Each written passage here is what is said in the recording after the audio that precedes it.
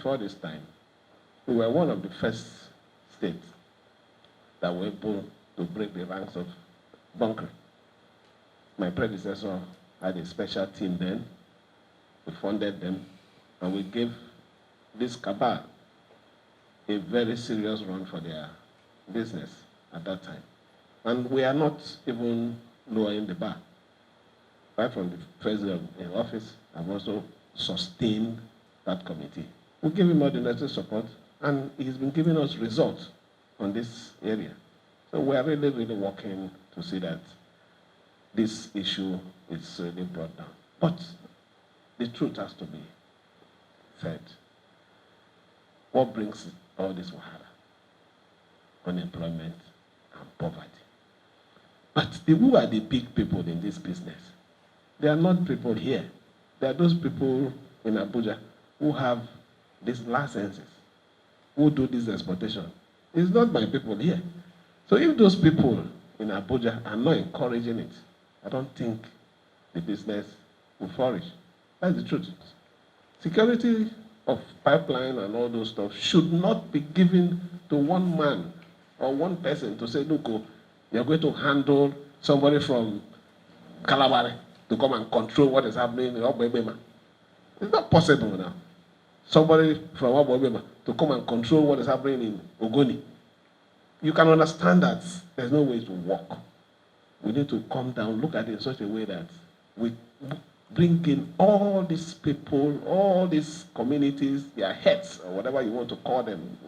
Those people you're dealing with in this other end, but look for the anchor people that can really talk to them, people that can influence you already know, I don't want to mention it. Once we're able to catch them and make them part of the process, there is no two ways about it. It will on its own just go down. We believe that it is time to do the right thing. And we are going to do it. A lot of you have done extremely well, particularly people who are on the ground, the government, those who are directly with the people. When we acknowledge that. NMPs have done extremely well as well. And we recognize that, and we are grateful. Same thing with our military. We are coming in to add to whatever that is ongoing, to even do it better. We want to give you the assurance that the federal government, and indeed the president, is with you, and we are all with you. We will work. We will do whatever it takes to secure your people and the resources that is in this country. This part of Nigeria. The nation needs to secure its assets.